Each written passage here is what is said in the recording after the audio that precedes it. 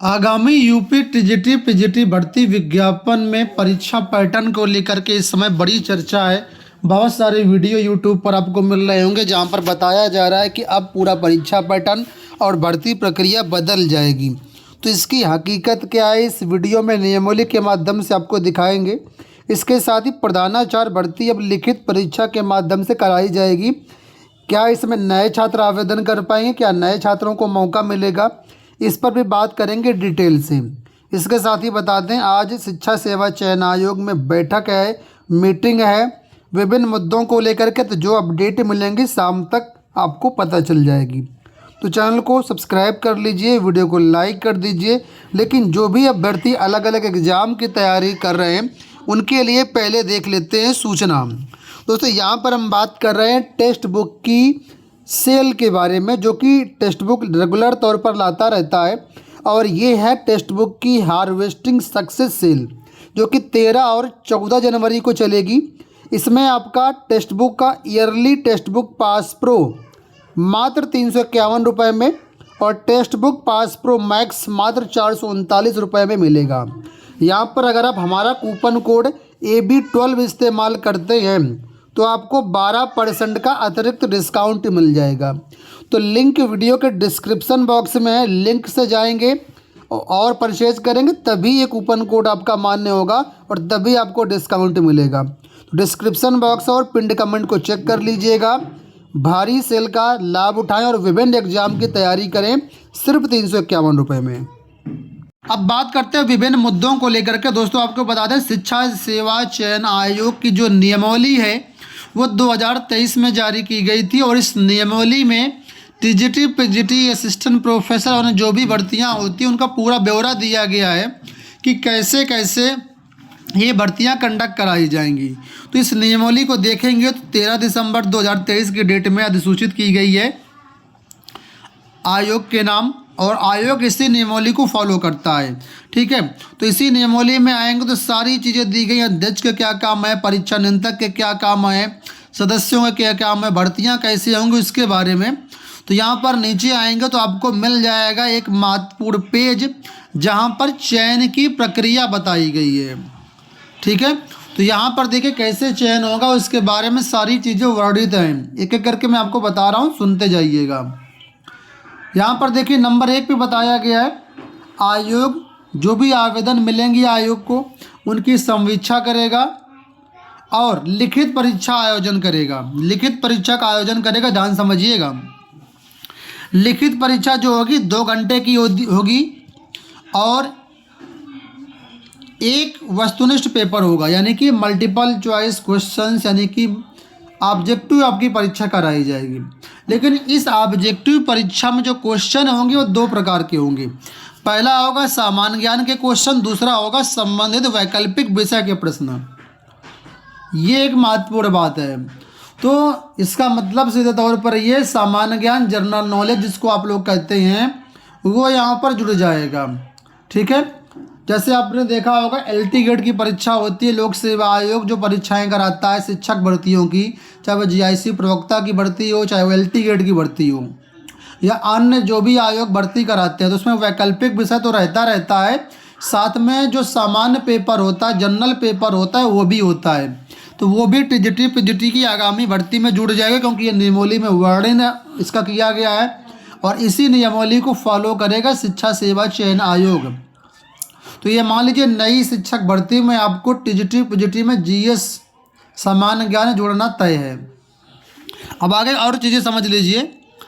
लिखित परीक्षा जो होगी, ठीक है, उसमें पूर्णांक का 90% अंक जोड़ा जाएगा और इंटरव्यू का 10% अंक जोड़ करके आपकी फाइनल मेरिट बनाई जाएगी।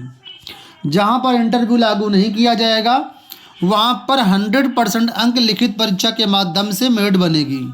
जैसे टीजीटी भर्ती में अभी नियम है गवर्नमेंट का कि ग्रुप C की जो वैकेंसी होती है उसमें इंटरव्यू नहीं होगा, तो टीजीटी भर्ती में इंटरव्यू अगर नहीं आयोग करता है तो वहाँ पर 100% रिटन एग्जाम के बेस पर भर्ती कराई जाए। लेकिन इंटरव्यू या प्रिंसिपल, इनकी भर्तियों में इंटरव्यू रहेगा और प्रिंसिपल में तो और भी काफ़ी सारी चीज़ें रहेंगी। अभी प्रिंसिपल भर्ती पर भी बात करेंगे डिटेल से।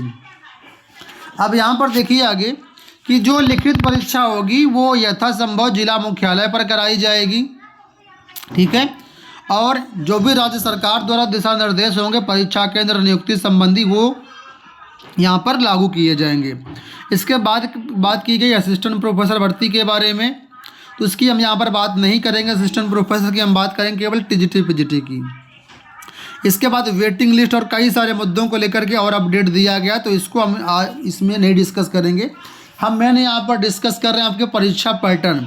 क्या परीक्षा पैटर्न बदल जाएगा? तो जी हाँ, बिल्कुल परीक्षा पैटर्न बदल जाएगा। अब जो चयन बोर्ड की पुरानी नियमावली थी वो समाप्त हो चुकी है। अब शिक्षा सेवा चयन आयोग की नियमावली आ चुकी है और शासनादेश में इसको अगर आप वेरीफाई करना चाहें तो वेरीफाई भी कर सकते हैं। शासनादेश या ऑफिशियल शासनादेश है, इसी के अनुरूप आगे लोक शिक्षा आयोग भर्तियां करेगा।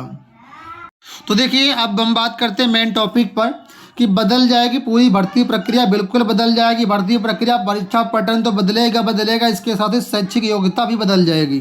शैक्षिक योग्यता के लिए अलग से एक नियमावली जारी की गई थी जिसमें सभी विषयों की विषयवार एलिजिबिलिटी क्राइटेरिया बताई जा चुकी है।